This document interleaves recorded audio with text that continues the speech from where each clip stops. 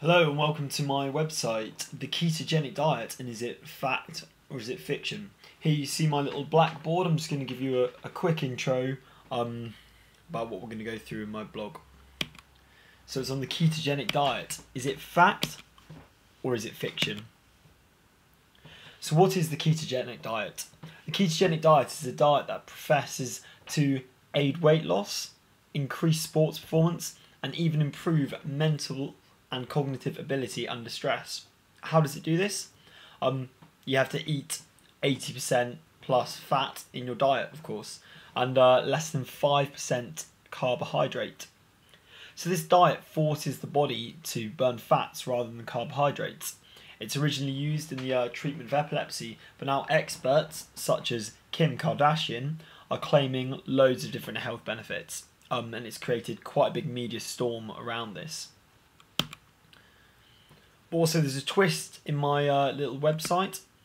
It's more than just a website. I myself have been undertaking this diet for the last 5 weeks. It's had some pretty well-defined physical manifestations, sort of characteristics, and they've presented themselves pretty clearly. So before, what was I like? I was 69.1 kilograms. My body fat was pretty low. My waist, though, was quite large for my height. I was okay with my press-ups and chin-ups, but most importantly, I was constantly feeling fairly tired and very hungry, especially post-exercise. Now, you have to wait to the end of the video to find out. Okay, so within this video, we're going to go through some of the science behind the diet. Hopefully it won't get too complicated. Some of the proof and the challenges creating the controversy, some potential applications of the diet, and my journey through a diet to achieve nutritional ketosis, something we're going to go into a little bit later. The good, the bad, and the smelly. Obviously, as part of my blog, give it a follow and comment where you feel is best. So our first book, How the Science Works. Hopefully we're not going to get too complicated here. How your body works. So obviously everyone has to eat, but different foods have different constituents within them, a different composition regarding their carbohydrate, protein, and fat content. These different foods have different effects on the body's blood sugar level, and it rises in different ways depending on what has been ingested. So if you look at the diagram on the left of your screen, you can see that the blood sugar level peaks with ingestion of a high carbohydrate meal, and then it goes rapidly back down as insulin levels rise to counteract this change and reduce the blood sugar level. However, if you look at fat, ingestion of fats lead to a much more stable rise in blood sugar level, and it's much less dramatic. And it's over a more prolonged period of time, requires less drastic insulin response, which is important to remember. So why does this blood sugar level and insulin rising matter to us? It's because of our white adipose tissue. This is essentially our fat storing cells. So if you look to the top left of the diagram, you can see triglycerides, or TAG. This is how fat is transported around the body. So if you look at insulin, the things I've highlighted in green, they highlight the effects of insulin where it has a positive effect. So for instance, it promotes the effects of lipolipase, or the LPL there, which actually promotes the breaking down of triglycerides, allowing entry into these fat cells. Insulin also promotes lipogenesis, which is where excess glucose is utilised along with the entered fat to form stored fat, which are these big fat stores that we don't want to have in our body. However, if we can keep our insulin levels low, this leads to activation of hormone-sensitive lipase, which I've highlighted there in red for you. This breaks down stored fat into fatty acids and glycerol, and then these can leave the cell and transfer around the body bound to something called albumin, which transfers it around the bloodstream. So we know our fat's stored now. So we don't want lots of fat. Okay, so if we have low levels of insulin, this promotes fat breakdown for energy generation. This is what we want. We want to be using our fat for energy. If we have high levels of insulin, however, if you look at the graph I've highlighted in red there, this promotes fat storage and carbohydrate breakdown, which is not what we want. Why don't we want it? Well, that's just back to our diagram there. Why don't we want it? Because having too much stored fat is bad for you. It's associated with obesity. This is highly correlated with heart disease, stroke, depression, diabetes, and so many different diseases that you really don't want to be having going on. So what can you eat if you want to keep your fat content high, your ingested fat high, but your carbohydrates low? Well, it's a lot of meat, really. You're eating like a caveman.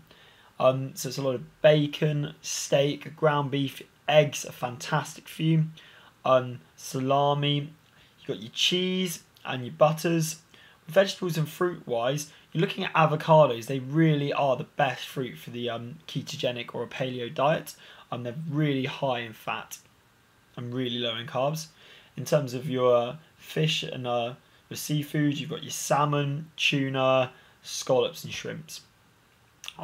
It's really important though to note while you're on this diet to replace your salt, because you lose a lot of salt through the diuretic effect of the low carbohydrate diet. What often you can do is you can drink a hot drink with a little bit of chicken stock in it, and that will replace your salt, although it's not very tasty.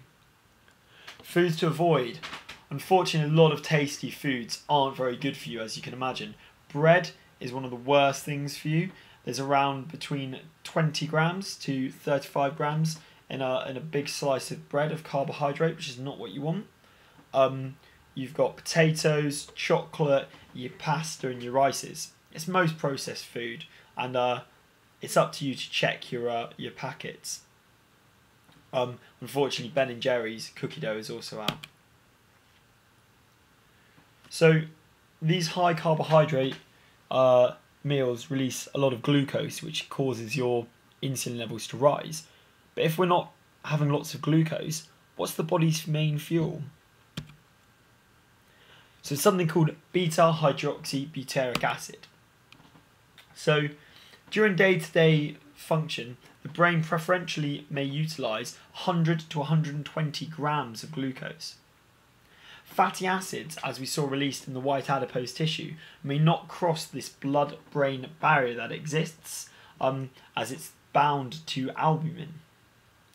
But when low levels of insulin and high levels of fatty acids exist in the blood, as with the ketogenic diet, there's enzymatics, so enzymes convert free fatty acids to acetoacetic acid within the liver. And this also can interconvert to something called beta-hydroxybutyric acid, but also it can go in an irreversible reaction to acetone. Now, acetone is not what you want because you excrete it in its pure form, and you do that through respiring, and it gives you smelly breath. As you progress through the diet though, you get better at utilising this beta-hydroxybutyric acid. So beta-hydroxybutyric acid can cross the blood-brain barrier, and it can enter the Krebs cycle, which is where you get a lot of your energy from, allowing for the production of something called ATP, which is like a good fuel source for your cells. Beta-hydroxybutyric acid is actually claimed to be a more effective fuel source, and there's no diseases associated with a lack of carbohydrates in the body. So this is where you enter something called ketosis, when your body is got high levels of these ketone bodies, these fat, like sort of blood ketones in your bloodstream. You've got this optimal ketone zone that I've labelled for you there. However, many people associated ketones with something called ketoacidosis, which can happen in high hypoglycemia in diabetic patients. Now, if you look at the scale, the blood ketone level of millimole we're aiming for is around 2, whereas ketoacidosis is around 10. It's sort of like comparing a hurricane to a light shower in terms of its effect. So, you know, there's a lot of media hype saying, what about ketoacidosis? If you stick to the diet and you were careful, you shouldn't have a problem. So this just literally quickly looks at the overall picture of your metabolism regarding the ketogenic diet. You can see the free fatty acids there going to muscles, being processed to ketone bodies in the liver, in the centre there, and then being created into metabolic fuels, which can therefore fuel things like the brain. So my first week on the diet was horrible. I was keto adapting. As I said, I had bad breath because of these acetone bodies. I had big headaches and cravings, especially for sweet things, tiredness, sickness and mood swings. This is because my body wasn't used to the low level of glucose that it was used to getting this high level of glucose. But as my body became more adapted to metabolizing beta-hydroxybutyric acid, these symptoms started to go away. But I wasn't fat particularly. I had a body fat percentage of 10.4%. There is evidence before I took on this diet that that it can improve performance as well. So ketosis is a metabolic state where most of the body's energy supply comes from ketone bodies in the blood, in a contrast to a state of glycolysis where blood glucose provides most of the energy. But why should we switch lifestyles if you don't need to lose weight? Okay, so a man called Volek did a meta-analysis, so a big study of our body and the ketogenic diet. So if you look at your body's energy reserves, even in a thin person, you only have around 2,000 calories available of energy to metabolize, and that's the same for obese people. However, your fat stores are much greater, between 30,000 to 60,000. In an obese person, it is huge. You have up to 200,000 calories worth of fat that you could access as a store. So this is how I've summarized it. If you look at someone who's burning carbohydrates, they have this small carbohydrate reserve. Whereas if you've got someone who's a fat burner, who's adapted, who's keto adapted, who's entered ketosis, they've got this huge energy reserve, which will stop them hitting the wall, which is where you run out of energy, where you don't have any fuel to keep you going. So you should be able to theoretically go for longer,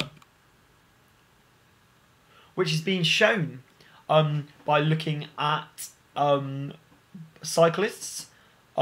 If you can look at the diagram on the right hand side, you can see that the endurance was the same after a 4-week ketosis. Their pre-exercise muscle glycogen was a lot less, but ended up around the same, so they're not burning through this pre-muscle glycogen. If you look at the change, it's 23 millimolars per kilogram as opposed to 87, so huge difference. But also it's really important to look at the the exercise respiratory quotient, or the RQ, which is the volume of CO2 pushed out divided by the volume of oxygen going in. So if we look at the if you look towards the left of this diagram, you can see it's lower and you're burning more fat, around 100% fat. Whereas if you go towards higher respiratory quotient, you're burning more carbohydrates. Why is this important? Because fats are a more efficient fuel. If you look at ketones synthesized for fat, they produce more ATP per gram, so more of that cell's energy per gram, and also a link to a more efficient heart contraction than glucose. And there's also a decreased need for refueling during competition, so you don't hit this wall. If you look at the amount of fat you actually burn through an hour when exercising, if you look at when people have been keto adapted, they're actually losing more weight per hour. They're burning through more grams of fat per hour from being keto adapted. If you look at Finney et al.'s piece on the right hand side of the screen there, compared to Venables, who are non-keto adapted. Other aspects of the ketogenic diet show it's a powerful anti-inflammatory. It offers potentially improved recovery rates and may guard against the negative health consequences of intense training. That's largely due to insulin being a pro-inflammatory. So by cutting down your insulin levels, you don't have as much of this pro-inflammatory compound within your body. Also, like intense training can cause oxidative stress and free radical damage. Ketone bodies are naturally, or beta hydroxybutyric acid naturally mops these up. Okay, so you want to know about some of the conflicts. Why is this causing such a storm? Why is everybody not on to it yet? Well, the truth is, there's actually very little evidence-based, peer-reviewed and published evidence to criticise this diet with direct contradictions. One of the main contradictions about this diet is that the studies just use athletic males. However, if you read the views of Dr. Lucy Cook, who's a behavioural psychologist at UCL, she said that males show a clear preference for fatty foods and meat, while girls are more likely to eat fruit and vegetables. These become more pronounced at adolescence, indicating a part of social conditioning that may have a part to play within these ketogenic studies and their success. So the paleo diet is very similar to the ketogenic diet, but the British Diabetic Association have said it's potentially dangerous fad. There's no direct proof, so no large studies that have shown it improves health, and it's demand that you exclude food groups essential to health, such as dairy, grains and legumes, may leave people seriously deficient in essential vitamins and calcium, not to mention constipated through a lack of dietary fibre. I would, however, on that factor say that I did have lots of supplements such as Berocca and vitamin drinks, and they supported me through my diet. A lot of the studies do have, again, small cohort sizes that aren't representative of the general public. And another really important point is to look at health warnings, such as the link to too much red meat to bowel cancer that is increasing in momentum. Okay, let's summarise this diet for you. Hopefully you know a bit of the science. You can understand a little bit why the ketogenic diet should work. You have around 80% plus fat and less than 5% carbs in your diet. This leads to a lessened and more stable insulin response. Beta hydroxybutyric acid, produced from fatty acids in ketosis, is used as a fuel even in the brain. Keto adaptation, so this is when your body becomes used to producing beta hydroxybutyric acid, it leads to an increased access to these large fat stores. You lose weight, but it's not stressful in the non-oxidative way. Sorry, that's an awful joke, I apologise. So this is my huge list of references. I would like to thank a man called Paul Andrew from PAS Therapy in Coventry, who really helped me out through my journey through the diet. And on that note of my diet, so before I was 69.1 kilograms. It's an awful photo. My body fat was quite low and my waist was quite large, but I was mainly tired and hungry. Now, I'm not going to show you what I look like now, but I think it's a lot better. I've lost weight. I've significantly lost weight, or over three and a bit kilograms, which has put me in a boxing category below. My body fat has dropped by 0.6%. My waist, though, however, has significantly dropped. 32 is now a bit looser on me. My press-ups have gone down. My chin-ups have gone up. But the main thing is, I'm not tired and I'm not hungry anymore. I feel like I'm more awake. The first 4 weeks weren't nice. Now I feel great. So feel free to comment. I hope this enjoyed you. Look around the blog. I will be updating it. I hope to stick to it throughout university. And thank you very much.